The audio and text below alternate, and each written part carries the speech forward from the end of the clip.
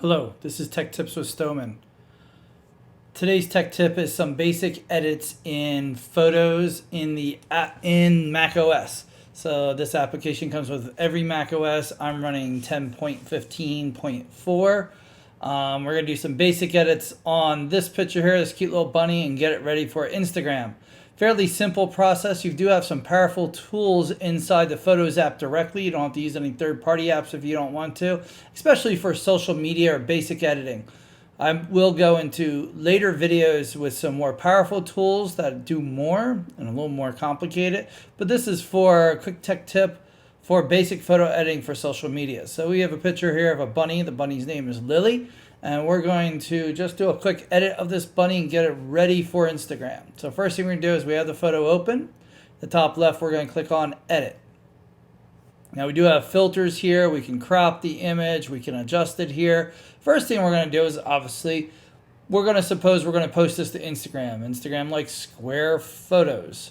So let's make this photo square. So let's start by cropping it. So no reason to edit it to stuff we don't have inside the photo anyway.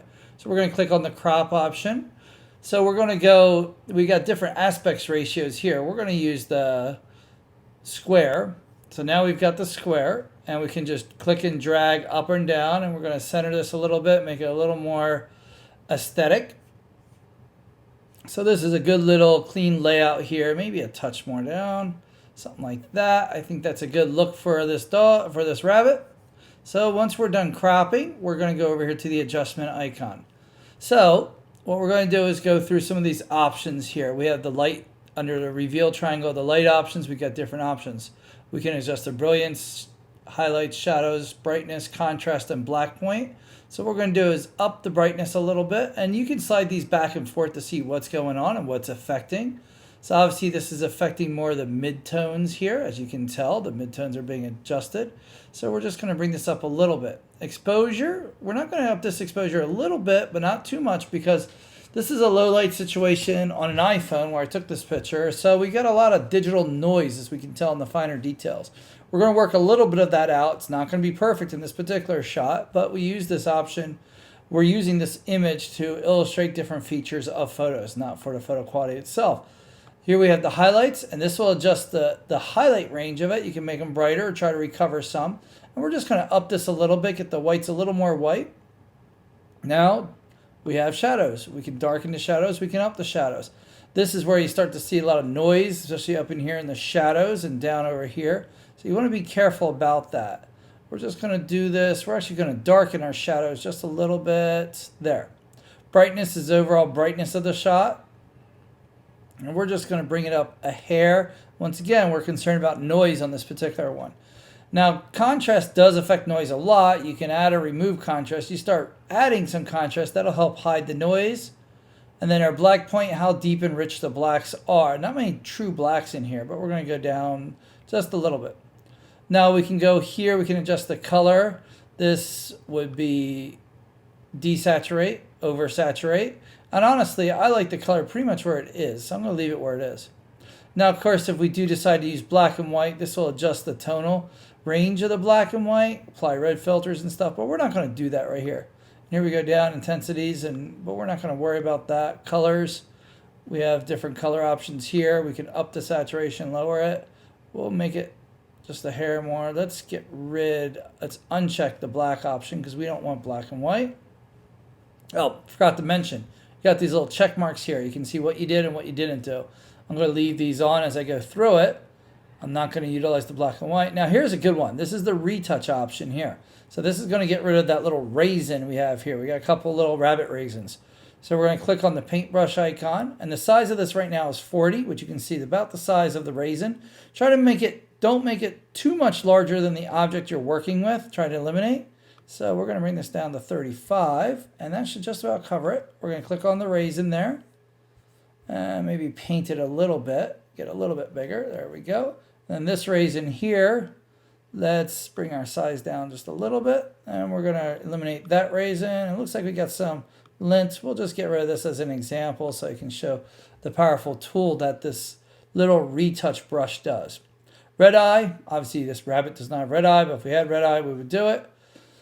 Now here's an interesting one. This white balance. This will help adjust the white balance to keep the white true. This white balance isn't too bad. I'm going to show you how to utilize it. You can click on neutral gray, a skin tone, or temperature tint. We're going to use the neutral gray.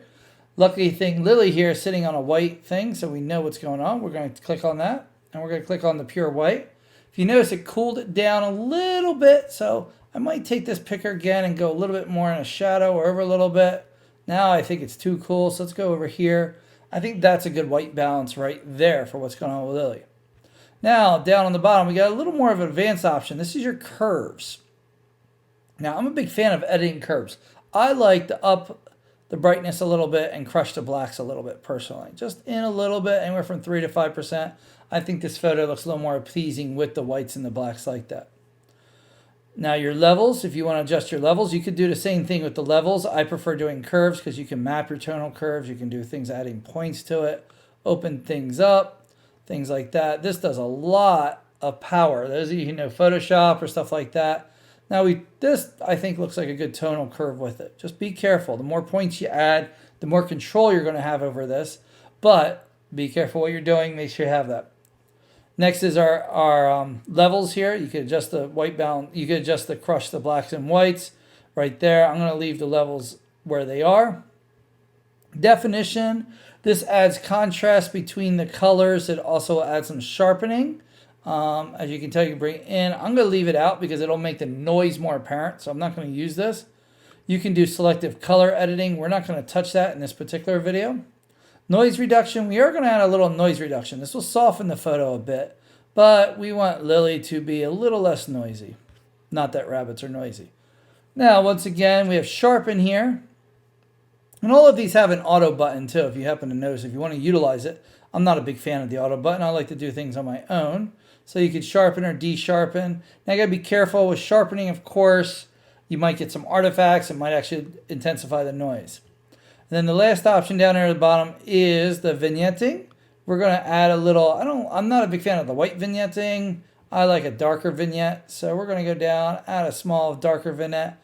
You can add the radius of it. You can increase or decrease the size of the radius. I'll bring it in a little bit. I'm going to lay off this vignette a little bit more. And that would be what we look like there. So this is what Lilly's looking like on our edited photo. If we click here on the show photo without adjustments, you can click and hold, and there's the original. There's our Lilly edited. I think we got some better colors, a little more original. Looking pretty good there. Now, of course, when you're done, you can click on Done. This will save the file. You can also revert to original as needed. We're going to click Done, and there's our saved option of Lilly ready to go to our Instagram account. This is Stoneman, Tech Tips with Stoneman. I hope this makes sense. Please leave any comments or critiques down in the bottom of the video. And as always, like and share the video. And if you'd like to, turn on notifications so you can see when I upload new videos. Thank you for watching.